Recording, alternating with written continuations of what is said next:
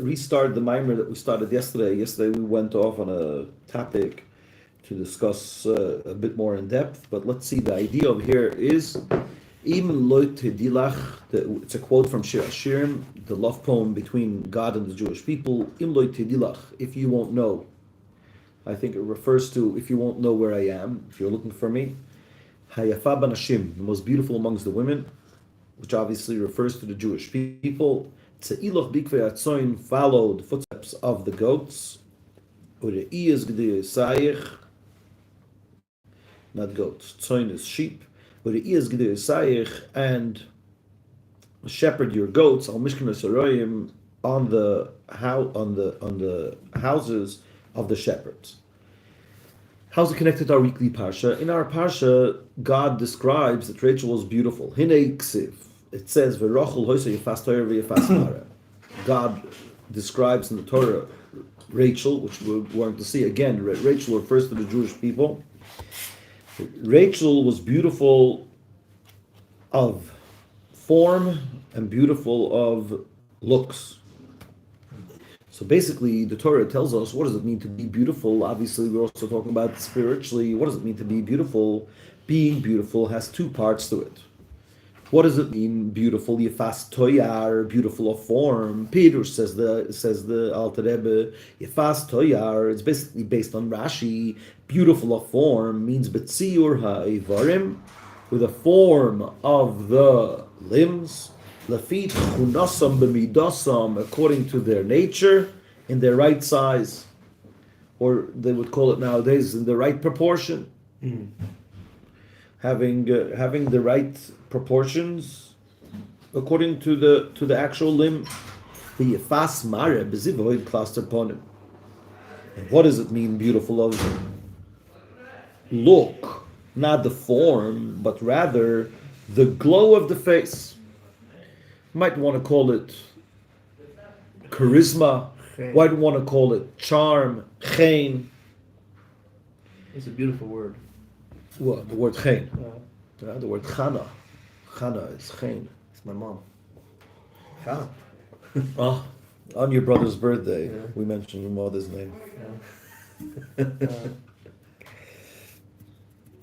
Rachel Rachel refers to the Jewish people. Rachel is called a sheep. As the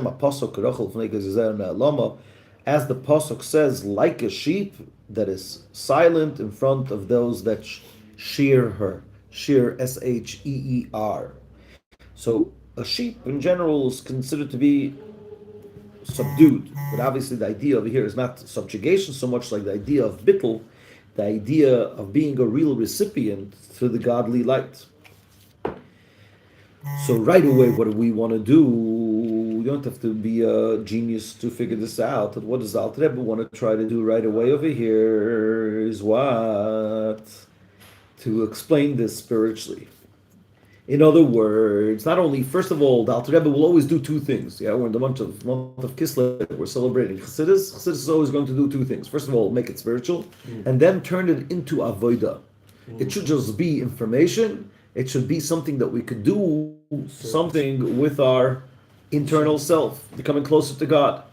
So basically, Rachel was beautiful. What does that tell us? First of all, beauty is a spiritual beauty, and we're going to see that there's a difference, between the two aspects of beauty. But then the idea is going to be, how do we do that? What does it mean to have that beauty, and what do I need to do in order to actually tap into that beauty? So says the Alter Rebbe, what does it mean, beautiful? The inyan is, Kehinei ksiv. The pasuk says, "Na'asad b'tzalmeinu," may us make man in our image.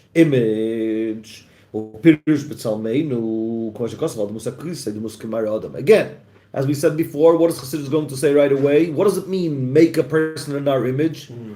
Why does God share with us that idea? Because we have the avodah to become in His image. So obviously God made us in His image, meaning to say we have the potential to be in His image.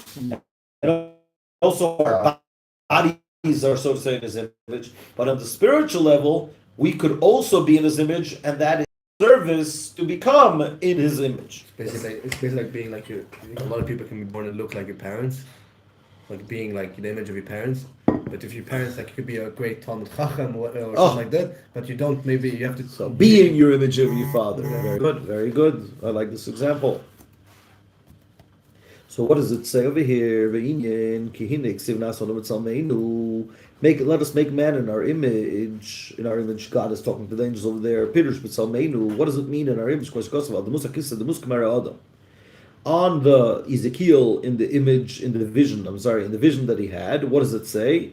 That on the chair there was a form like the form of man. And that's the concept of the godly attributes. Gdula is chesed, gvura is might. Then comes Chashem Agdula v'Gvura v'Teferes v'Netzach v'Ahoid kichol b'Shamayim v'Aretz.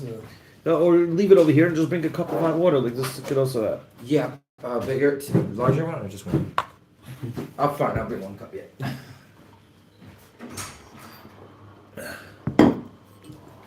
That's the problem with the live. You can't Pause. You can't pause. But everyone in the live are enjoying it. What? They're enjoying this little pieces of wisdom coming in between. Share a port while we're waiting. So it's actually very interesting. In the pasuk, this is a pasuk from Divrei Hayomim, I think. I don't remember exactly where this pasuk is from, but this is not Kabbalah. This is actually a pasuk in Tanakh. Mm-hmm. But the pasuk is sharing with us the 7 attributes of God. What are the 7 attributes of God? L'cha Hashem Hagdula.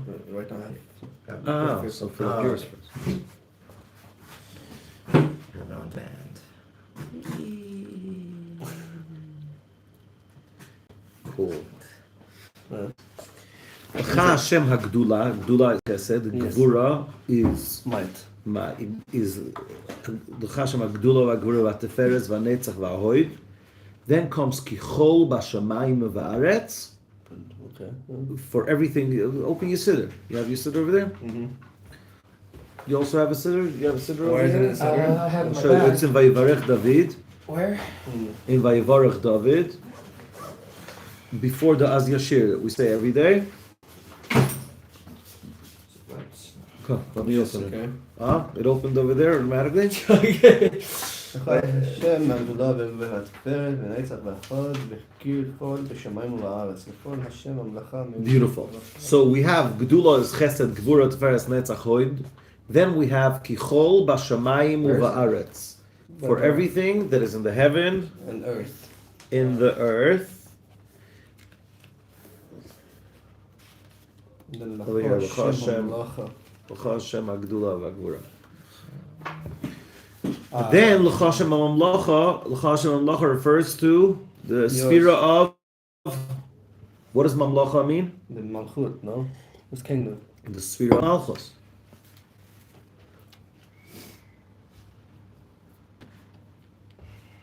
Here he is for Gvura, it's strength. Right. But I want to. Which one is missing over here? Yeah, Yesod, no? Exactly. Yesod. Yesod is called over here Kichol b'Shamayim u'Va'aretz. What does it mean Kichol b'Shamayim u'Va'aretz? Everything that is in heaven and earth. Because why? Because Yesod is the connection between heaven and earth. The top layer, no. So if you think I'm just making this up, let's open up to the benching, and I'll show you something fascinating. In the benching, we say all the harachmons. Did you ever think what is the secret of the sequence of the harachmons? No. It's the sfirot. But we're going to go from bottom up. What is the first sphira? Malchus. Yeah. What is the first one? Let's go in the harachmons and benching. Harachamon hu yim Yizakenu? yimloch. Yizakenu is the end. Oh, wait, where are we? Haracham. Come, give me There the we siddur. have Haracham. And the first one is Haracham. Oh, the first one. Oh, that Harach one. Oh, Right. So what is the first one? Harachmon hu Hu imloch. aleinu lolam va'ed. What is the next one meant to be?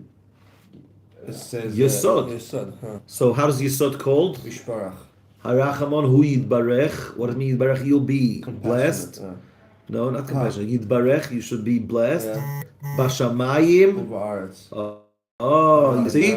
Because what is Yisod always? It's both The connection of heaven and earth. Okay. What is the next one we need?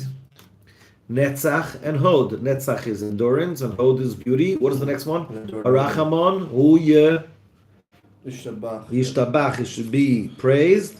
Gedor darim banu la'ad. Ula netzach netzachim. Netzach is and Hod. Yitadar banu lenetzach netzachim. Yitadar is Hod, and netzach netzachim is netzach. What is the next one we want? Tiferet. Tiferet, yeah. What is the next one? Harachamon hu. No, if Francenu bekavod. You're right. He shall give us sustenance b'chavod, with honor. That's Tiferet. What is the next one? What are we looking for the next one? Gvura. What is the next one? He should break the yoke of Golus. Yeah. That's Gvura. Breaking. What is the next one? We're looking for Chesed. Chesed is blessing. Yeah. What are we going to ask for? Rachamon hu yishlach lanu. Like to guide us and direct us to our land. This one? No, that's connected to Yishbar Ogos Matzavreinu V'Yochanukum Islar Tzenu. Then the next Rachman is it should send a lot of blessing into this house. What is a lot of blessing? A lot of blessing refers to Chesed. Very nice. Next. That refers to that. And then afterwards we say Rachman hu yivarech et avi mori vet imi morati. Who knows in Kabbalah what does Abba and Ima mean? Chachma and Bina. Because the child is das, well. The relationship, they're coming together, that's das. The child is already the spheres. Wow.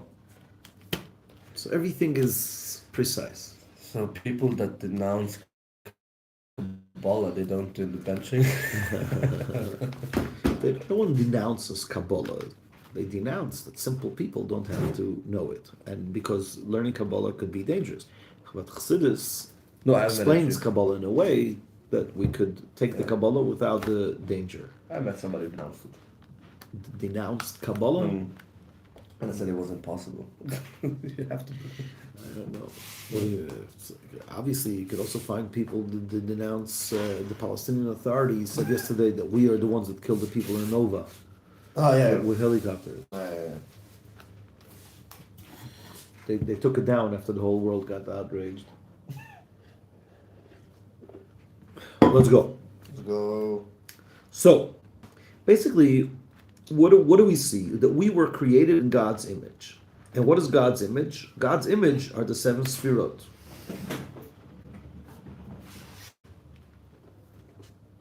So how do we become a vessel to God's sefirot? Since God's sefirot are divine, how could we become a vessel to that? So says the Alter Rebbe, it's completely not commensurate, the size or the measurement of the soul that is finite, in front of the Eibishter's traits, shehu ein sof, that he is infinite, v'lemidosav ein sof, and God's attributes are ein sof. In order that it should shine on his soul, the light of love, from the light of the infinite one, blessed be he. A person has to have bittul. That's the idea of being a Rachel. The idea of being a Rachel is to have bittul. But it's something that I already discussed a lot of times. A bittul doesn't mean nullification. It's a bad translation. Bittul means to be in sync. Bittul means when you're transparent. Something that even to do that in front of God is a very, very high level. But to do that in front of people sometimes, there is a concept also even in psychology, in the Rogerian school of psychology, there's this idea of being transparent. You're sitting with a client Don't think about you. Just be completely transparent and be with your client completely. That's the idea of bittul. And Rachel, which represents bittul, subservience, but again, the idea is not so much the subservience, like the idea is that it's not about me now. It's completely about God. And then a person could draw upon himself that his midos should be in sync and aligned with the Eibishter's midos. Shu'uliyos b'bchinas offer v'doimim. I'm not so afraid of the word subservience, but my main idea is, obviously it includes subservience, but sometimes subservience feels so religious. Could be subservient from two places. Could be subservient because I have no choice. I have a king that is going to punish me. It's going to smite me. That's a very religious perspective there. He's going to smite me, and that's why I do what he wants. But over here, we're talking about something else. We're talking to align our nature with Hashem's nature. My chesed should be a conduit to Hashem's chesed. That means to be beautiful. What does it mean to be beautiful? Especially if we're going to talk about the beautiful of form. So God doesn't have a form, but God does express himself. Since man was created in God's image, what is God's image? The 10 Sfirot. So what does it mean to be in sync with God? That my chesed is in sync with his chesed. My gvura is in sync with his gvura.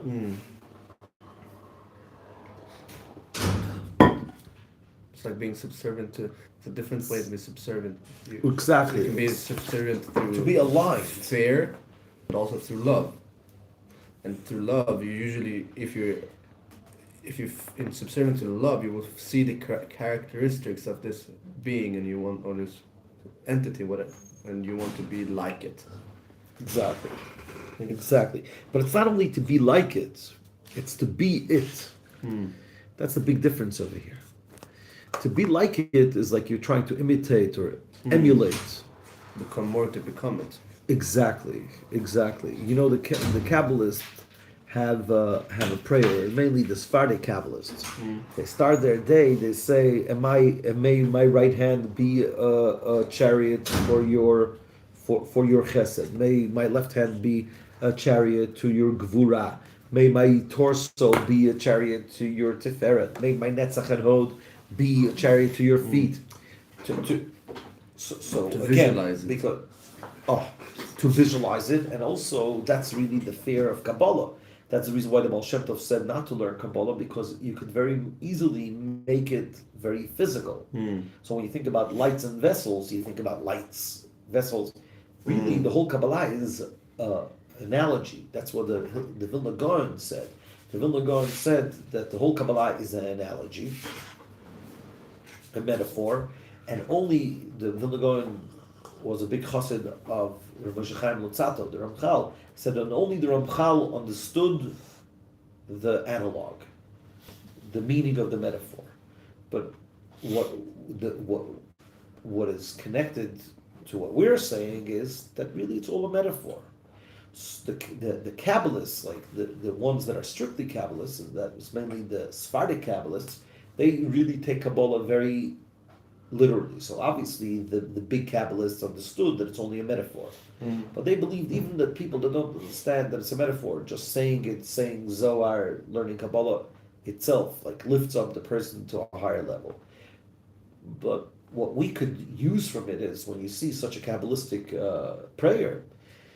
So again, from a Kabbalistic perspective, we're talking about the hand chesed. Isn't when you say the difference here is like one has a more an emotional approach and one has a more intellectual approach to it?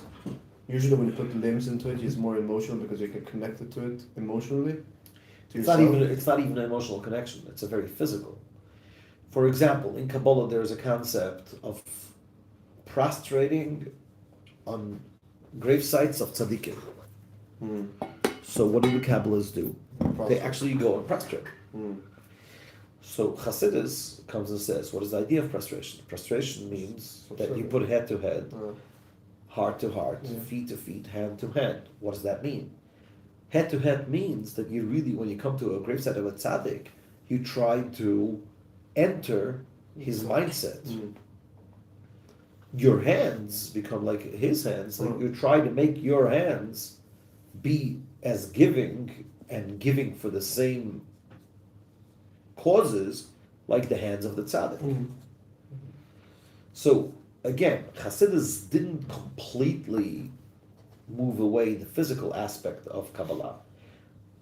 There is still some symbolism over there, but mainly I could say 95% was moved away. Kabbalah is very into the physical manifestation. For example, that's why Kabbalah says a person has to wear white on Shabbos. Hasidim don't wear white on Shabbos. So actually, this Shabbos, They wear black. yeah, this Shabbos when we were walking to the rabbi, and he lives in a shirt. So saw a woman dressed in complete white, complete everything white, layers upon layers, and she had tzitzis on. Oh my. First time I've seen it. It was dressed completely in white and she had tzitzis. Oh, If you'd stick around, she'd probably get bad reception. You could barely see it because she was so dressed in white, but you can see them in the. Everything was white. The shoes, everything, every single thing. There was nothing. Okay, so the question, again, Chassidus, for example, says, after explaining the whole long idea of prostration on the gravestone of tzaddik on a spiritual level, Chassidus says that you should try to put your head on top of the grave. Again, there's a certain symbolism. But for example, when it comes like to think about unity of names of God, which in Kabbalah that's pretty big. Yeah. So you can see in certain Siddur, maybe even in this Siddur, there's like names I read it being yesterday. combined. In Midrash. You have it? Yesterday in Midrash, it talks about 3 times Hashem moved people. So you see? Open So to see it just like under, that. yeah, I just opened the book and I just you see under the hay the name Adnai. No one has explained that to me. I don't know how to read this Siddur. Okay, But I see it. Yeah, I see it.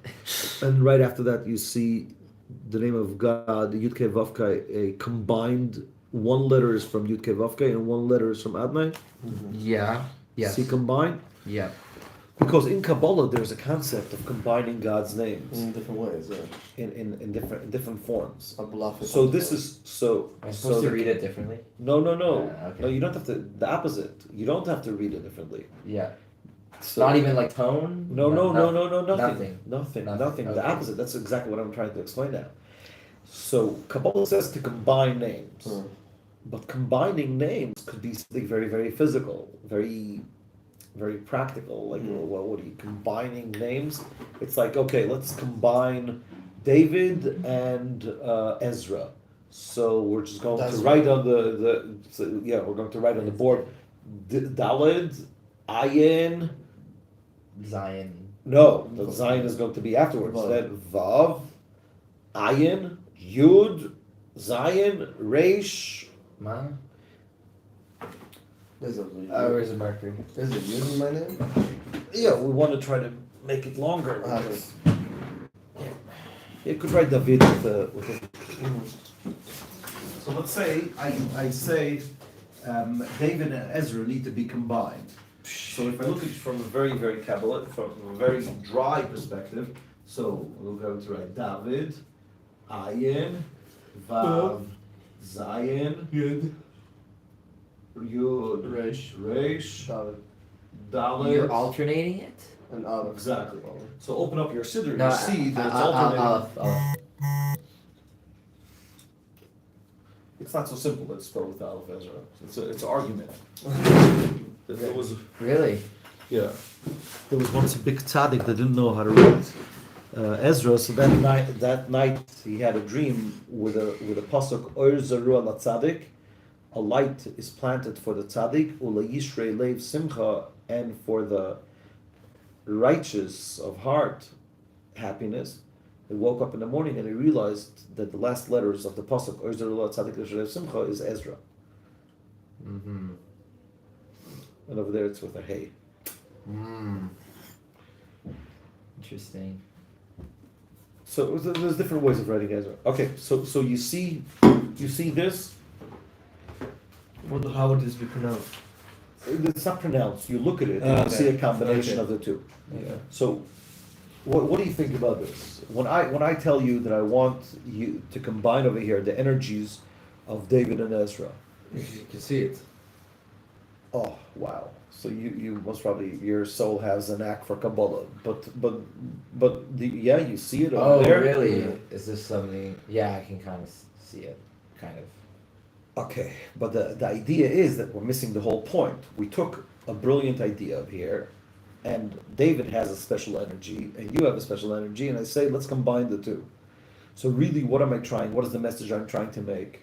I'm trying to combine an energy. I'm trying to explain a concept. Let's say David is very motivated, and you're very analytical. And I say, let's combine motivation with analytics. Because Hashem's different names have different attributes. Exactly. So, Hasidim frowned upon the Kabbalists that made it all about combining letters. You're missing the whole point.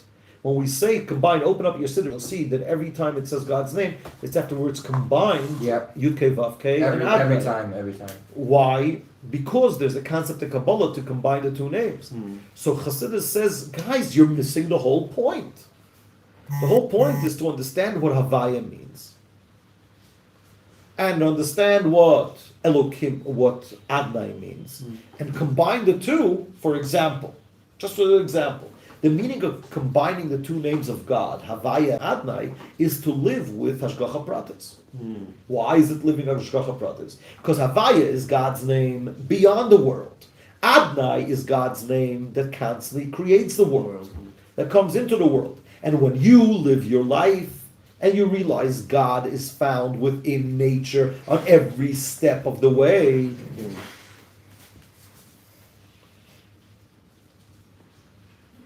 that's combining the two names.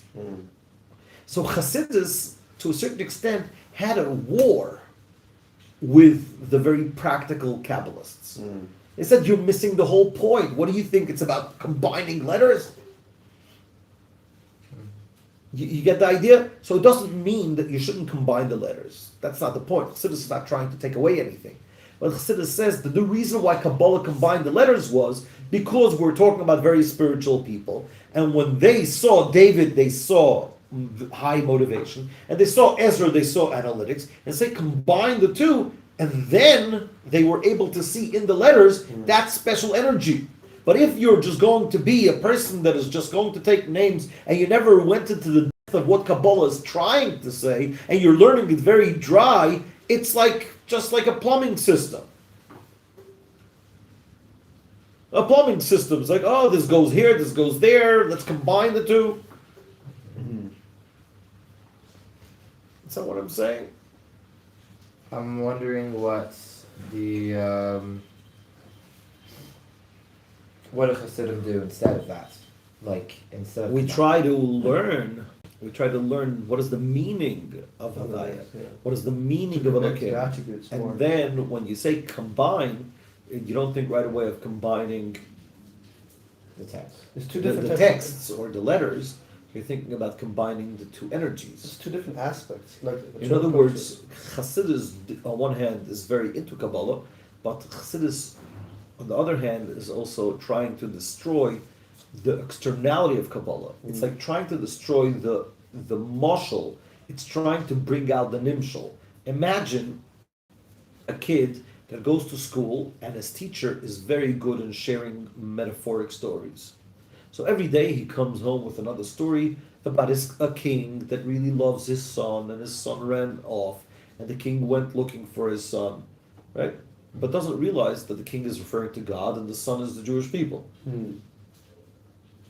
So he comes after a year of learning by that teacher, and he has a whole book, and he calls it The Story of the King and His Son. The tales of the king that really loved his son. And he never gets to the analog. the nonsense point. So we have no issue with the stories, but we want you to understand that every time it says king, really who is it referring to? God. Every time it talks about the son or the daughter, People it's referring nation. to the Jewish people. Every time it talks about love, it's God's care for the Jewish people. You get what I mean? Yeah. But there were different approaches, and in the Sephardic world, Kabbalah was taught in a very, very dry way. They came with a perspective that said these metaphors are from that result. These metaphors are holy, and they're right. These are the metaphors that are holy. And just like you have an iPhone, you don't necessarily understand how it works, but it works. These things contain all the highest secrets. Hasidus, on the other hand, was very against that. Hasidus said, no, it's not about combining letters. And in the words of the Middle Rebbe, that we're going to celebrate this week, his yahrzeit and his birthday, on the same day, he passed away the day that he was born. He writes in the introduction to his book, Loi be'ele chafetz Hashem. Hashem does not want that. Hashem does not want just combining letters. Again, it doesn't have any problem with your siddur. It just says when you look at the siddur, think about the combination of the two energies. Understand that Havaya is a certain energy, and Elokim in Adnai is a certain energy. Well, that would be more for me. Like I've read upon it a little bit before. Isn't it about the approach on how you're doing it? For example, Abulafia, Abraham Abulafia. He was combining letters, but his approach was completely different on the end goal. Right, but he was very into combining letters. But the question, exactly. So again, it's like saying I have an amazing teacher that shares a lot of stories of a king. So Abulafia, he by himself was a huge tzaddik. And when he combined letters, he was actually talking about the energy of the letters. Exactly. Just like when you say a story with a king, and it's obvious that who are you referring to when you say king, you're referring to God. Exactly. But if you just take the stories of the king, you miss the whole point. Exactly. So when going back to what we were saying, when the Kabbalists say, "Let my hand be a chariot for your chesed. Let my left hand be a chariot for your gevura." What is it talking about? Is it talking like about the physical hand? Obviously, he was also talking about the physical hand. The actions of But the hand. exactly, the energy of the hand with the energy of chesed. Yeah. And that's why it says in Kabbalah, I don't know if I ever shared it with you, Ezra, but that's fascinating. What does it say in Kabbalah? When you give a coin for tzedakah, what are you actually creating? God's name. Yeah. The yud is the coin. The The fingers is the hay. Arm is the vav. And the hand of the poor person is another hay. Now, this too, you could say, whoa, this is so cool. Yud, hey, vav, hey. Really, but when you when you really understand what it is, you'll understand why the coin is the yud, why the 5 fingers is the hey, why this is the vav, and why the lower hay is the malchus. That's the recipient. That's the hand. What does it mean? Let my hand be a chariot for your chesed. It means that may I be in your image. May I be in sync with you.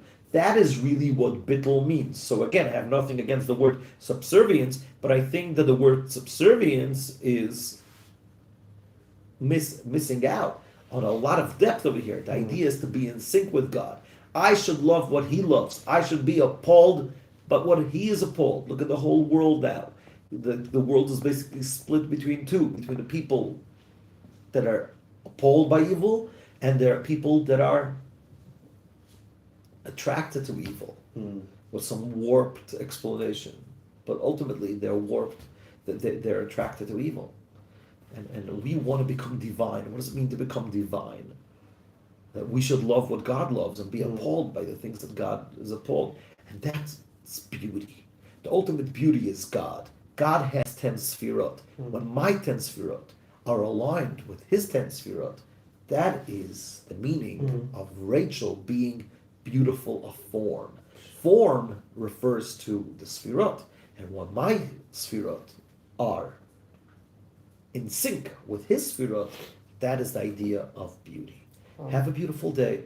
Have a meaningful davening, and see you tomorrow. Okay, so which idea could I turn into a 30-second?